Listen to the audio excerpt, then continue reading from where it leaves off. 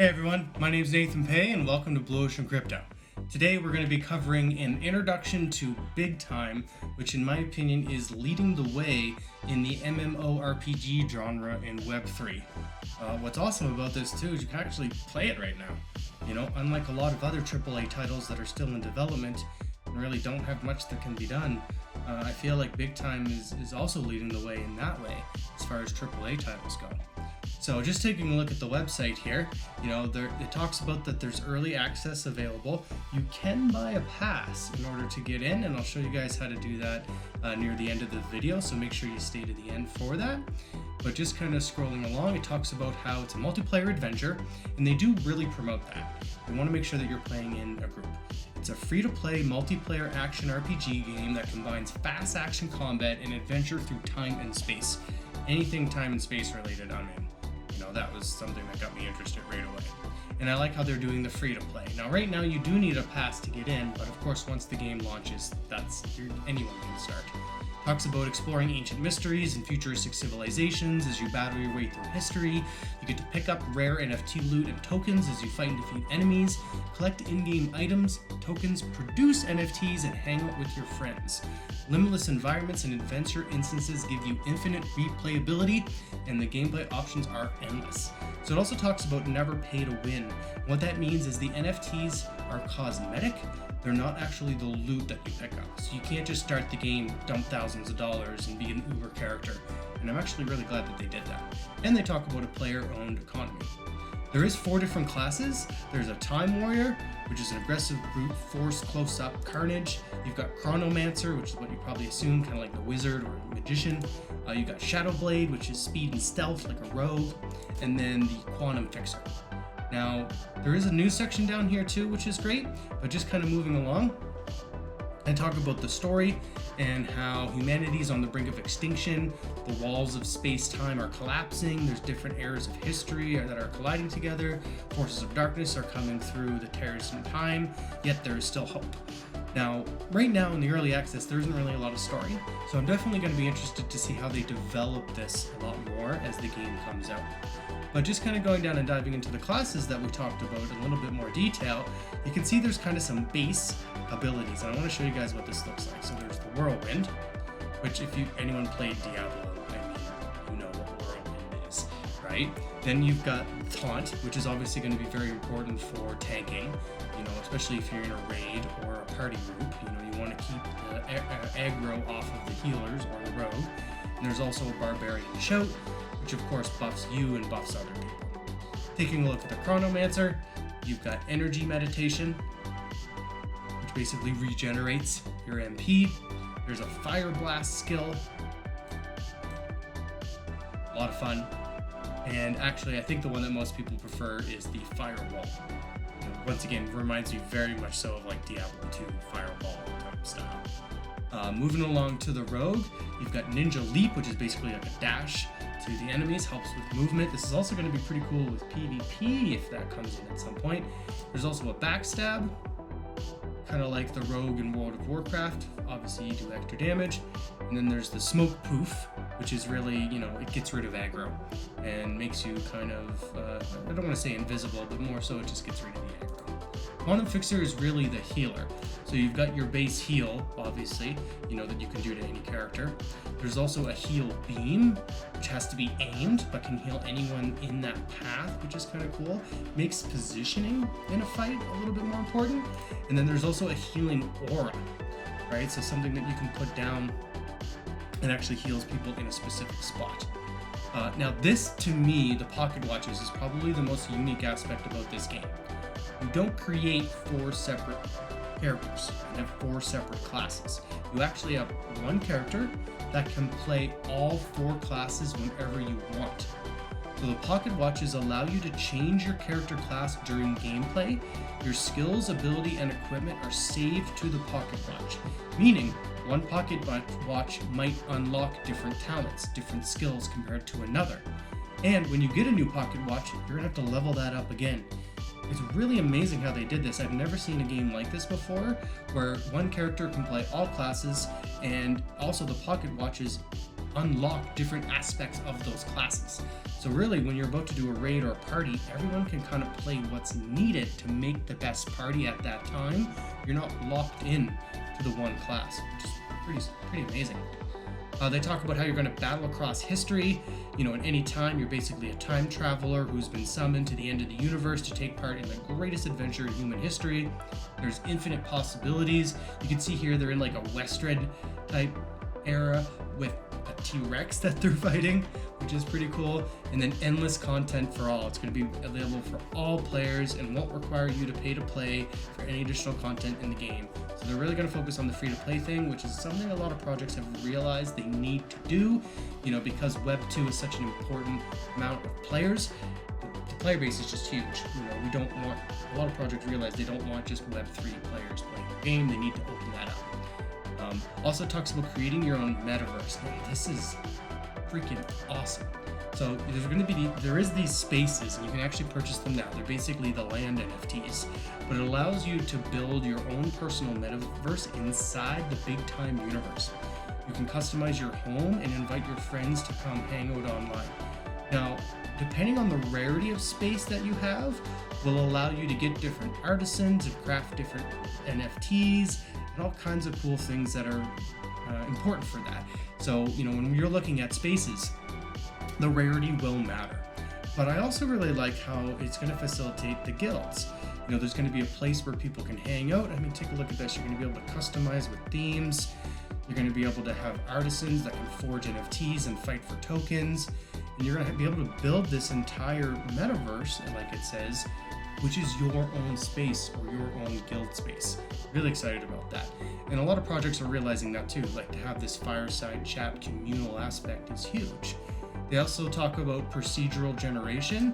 So basically all the adventure instances are procedurally generated, so they're randomly created every time.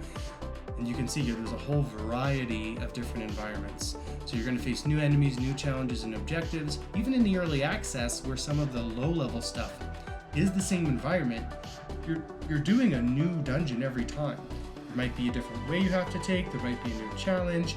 There is kind of a common theme between 3 or 4 different types. You're either fighting a big boss, you're fighting a series of bosses, and I'm sure they'll add more to that, but the map seems to always change, which is pretty awesome. Just kind of moving along to the economy. I know we're covering a lot here, but I want to make sure you guys are set up for success. So it talks about how in the past, players have purchased skins and in-game items from NPCs, and these were unable to be transferred from player to player and are often found abundantly in the game. They are leading the shift from stale game economies to player-owned economies, allowing players to produce, collect, trade, and lend scarce in-game items. They say that Big Time returns this power to the players with a fully player-owned economy and scarcity built into every NFT. So whether you choose to gather resources, craft wearables, the options are endless. They really thought this through. Like when I was first researching this title, same with the Game Guild, it just blew me away in all the uniqueness. They're really pioneering a lot of different aspects in certain genres in Web3, and I'm really just excited about it. Also, it's a ton of fun to play. So it talks about cosmetic NFTs. They're the things that can be applied to your weapons and armor. There's also utility NFTs, which are going to be placed in your space. I mentioned that a little bit earlier. This consists of forges, armories, and time wardens. The forges and armories are used to craft and upgrade your cosmetic, weapon, and armor NFT skins. Upgrade. Curious about that. Talks about time wardens are used to craft, recharge, and upgrade your hourglasses. And the hourglasses are utility NFTs that must be equipped in-game to earn tokens. And it talks about how both of these NFT types can be attained in-game through regular gameplay. So you can actually find them as loot. So for example, say you're just playing the game, maybe level 15, all of a sudden you get an awesome drop. That's cool that they did that too. They talk about the spaces now. This is something I'm super excited about because, like I said, it's an expansion to your personal metaverse. It comes in different rarities and sizes. The larger your space, the more items you can showcase, and the more expansions you can add to your personal pocket universe. The rarity of your space dictates the rarity of items produced by your forges, armories, and time wardens. Space can drop in-game and NFT through regular gameplay, which means you can find these. You can actually find the land NFT as loot in the game. You might just kill a raid boss and get a freaking space. That's dope. I like how they did that. Most titles that I know of, you gotta buy the land.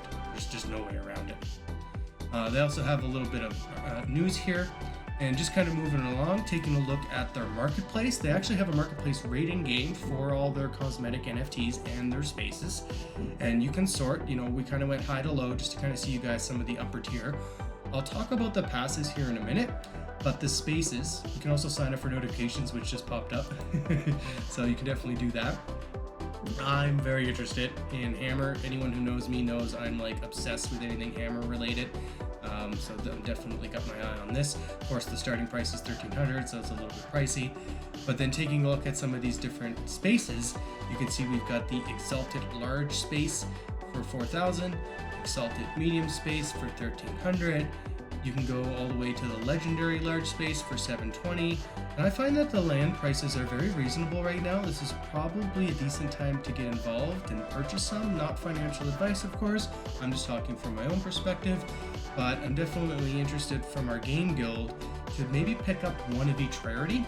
And the size, I'm not too sure. Maybe we'll pick up some mediums, maybe we'll pick up some larges.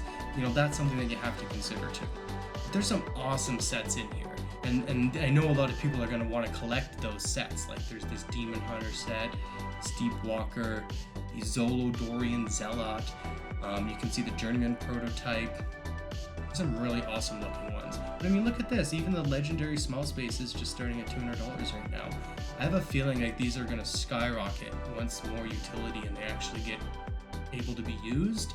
So that's kind of why I'm keeping my eye on it closely right now, because I don't think these prices are going to last. But that's just my guess, I guess you could say.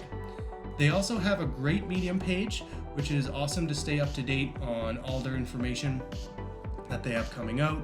They have one that's pinned. And they just go into a lot of detail here. And I always find that when a company or a project stays on top of their Medium, this is really where you're going to get the most alpha, generally. Now, how to play. In our next video, we're definitely going to show you guys some gameplay. And make sure you stay to the end here. We've only got a couple minutes left. I'm going to show you guys basically what you need to do to get started in order to actually play this game. But before that, if you could do us a big favor, and me too, please hit that like button. That helps the YouTube algorithm show this video to other people who are searching for big time play to earn or Web3 information.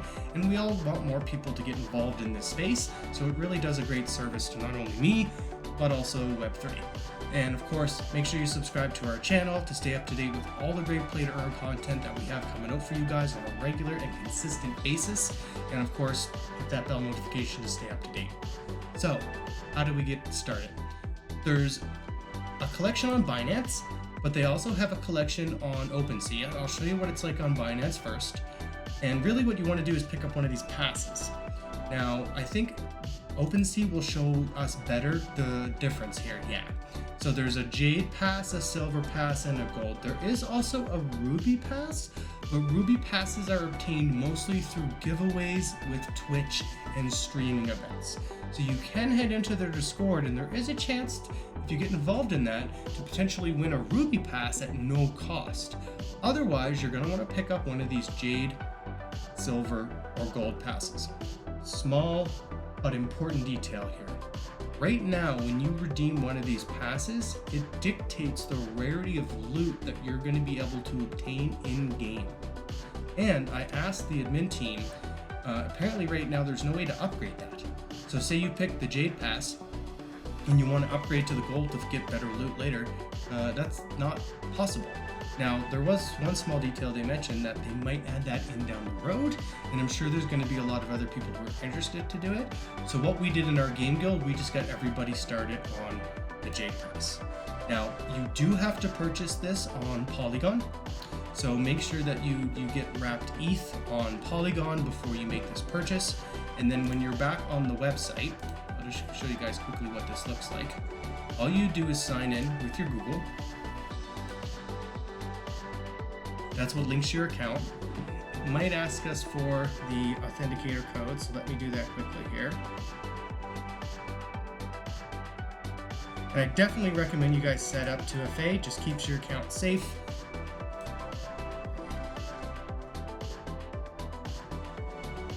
And the reason I wanted to show you guys this, because all you need to do is once you're signed into your account, you go over to redeem VIP pass, and you almost seen it for a second. It kind of switched quickly, but there's this option in the middle that says Polygon. Just click on that, connect your MetaMask, redeem your pass. You can see here I've redeemed the Jade VIP pass. Now I'm able to play. Awesome. Well, I hope you guys enjoyed that video and found it educational, and now you kind of know everything you need to know to get started.